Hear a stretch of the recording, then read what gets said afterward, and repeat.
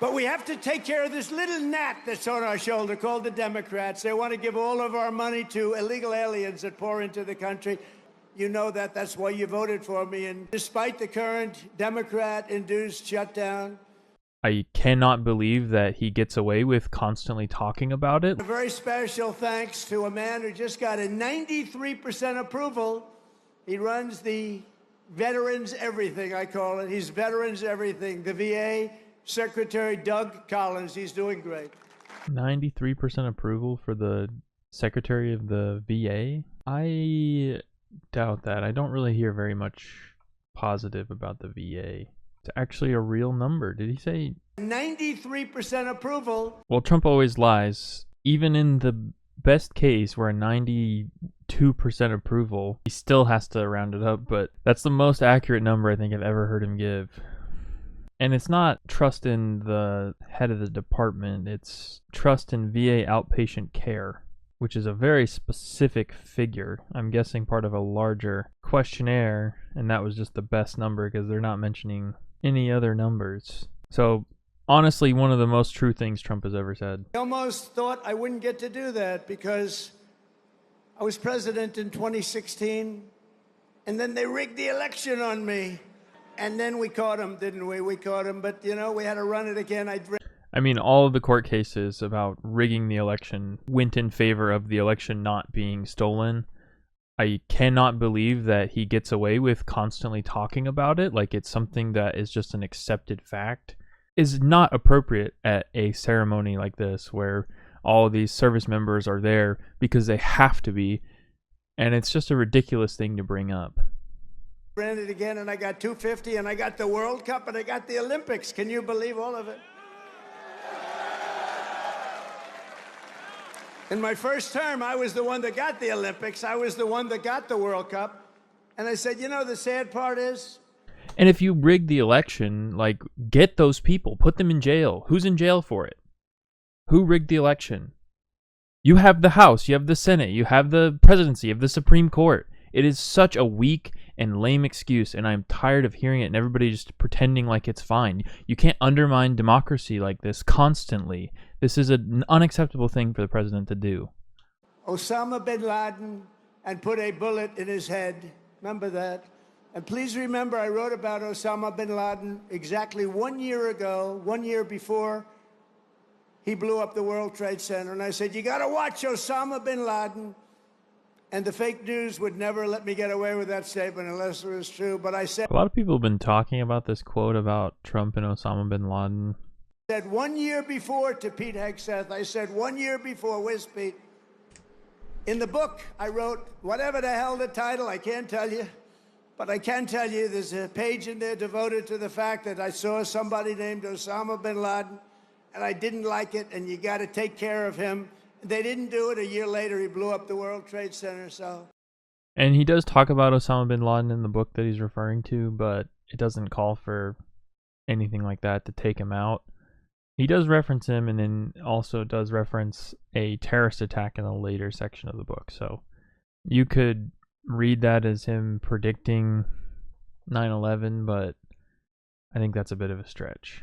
In recent weeks, the Navy has supported our mission to blow the cartel terrorists the hell out of the water. You see that? I want to make a video about those as well. The attacks that he's talking about on the terrorist boats that he's referring to.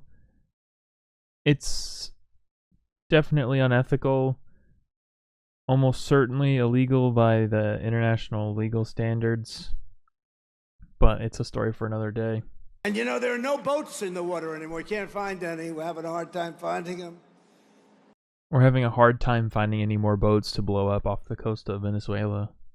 But, you know, it's a pretty tough thing we've been doing, but you have to think of it this way. Every one of those boats is responsible for the death of 25,000 American people and the destruction of families. So when you think of it that way, what we're doing is actually an act of kindness. But we did another one last night. Now we just can't find any. You know, it's the old story. We're so good at it that there are no boats. In fact, even fishing boats, nobody wants to go into the water anymore. Sorry to tell you that. but it's we're stopping drugs coming into America, if that's okay. We're stopping drugs at a level that nobody's ever seen before. Last year, we lost, you could call a rally. This is sort of a rally. Let's face it, this is a rally. Yeah, that's my problem with it, is that it is a rally. The first, a lot of this isn't going to be in the video. The first 45 minutes was a pretty typical president talking to the military, thanking them for their service and honoring certain individuals who contributed. But then in the second half, it's really a political rally, and that's why it's so disgusting to me. And we have the right policy, right? We have policy. We don't want crime. We don't want men playing in women's sports. We don't want transgender for everybody. We don't want to have open borders where millions of people come into our country from jail. Why is he talking about transgender politics in front of the Navy? One after another. Now they're thriving. They're opening up beautiful new restaurants. Washington, D.C. is safe. And I even went there. Why are you talking about Washington, D.C. restaurants to these guys? That's why you voted for me, and if I will always stand for you, I promise you that. You know that. That's why you voted for me, and you know that. That's why you voted for me. Before. You know that despite the current Democrat-induced shutdown, we will get our service members every last penny. Don't worry about it.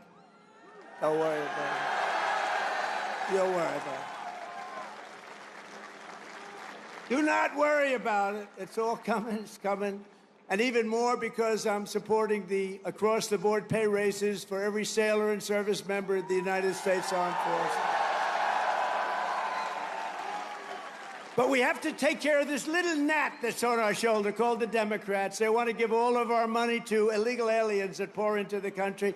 And, you know, I have a bigger heart than they do. But the problem is when you do that, they come in by the millions. Everybody wants that, so you can't do it. We have to take care of the gnat. But we have to take... And he said right before this, he says the line that's going to get a lot of cheers from the sailors of everybody's going to get a pay raise. And that's good. I think our service members should be paid well. And then he leads into this disgusting quote. Take care of this little gnat that's on our shoulder called the Democrats. They want to give all of our... Take care of this little gnat on our shoulders. Republicans have been speaking for weeks about needing to bring down the rhetoric around violence and political violence, and this is what the president does. Obviously, the president has a problem with speaking in a way that's non-violent. If this is how he's going to speak about his opposition, it's unacceptable. And as I told our generals and admirals last Tuesday, we are getting wokeness the hell out of our military. It's gone. It's really gone. We're getting wokeness out of the military. What does that mean? You were president 4 years ago. How did wokeness get into the military? What are you talking about? I don't know that it was ever really here. I think some of the top people... And then he immediately contradicts himself. I don't know that... I don't know that it was ever really here. I think some of the top people had it. I knew a few of them that I don't know if it was ever really here. So what are you talking about? They were major losers, but they were losers. And then calling some of the top military brass losers. It's so disrespectful, and it really paints the lack of respect he has for service members. Sail fast. Stay strong. Thank you. God bless our sailors, and God bless the United States of America. Thank you very much, everybody. Thank you.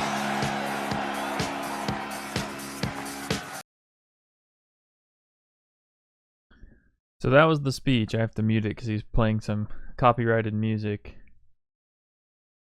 And it was a political rally. And he's in like this glass cube that's massive. Could be a hologram. But he's got to do his dance.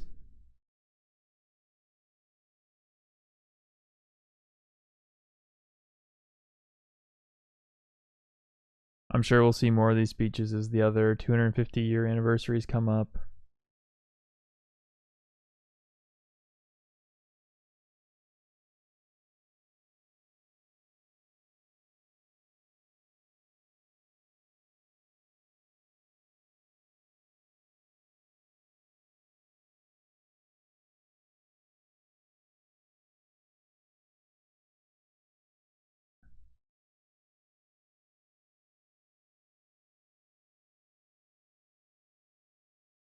Melania's there to help him down the stairs.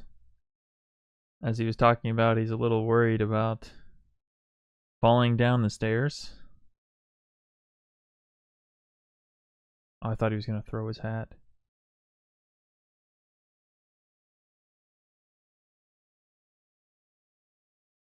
But thanks for watching. Don't forget to subscribe. I'll see you next time.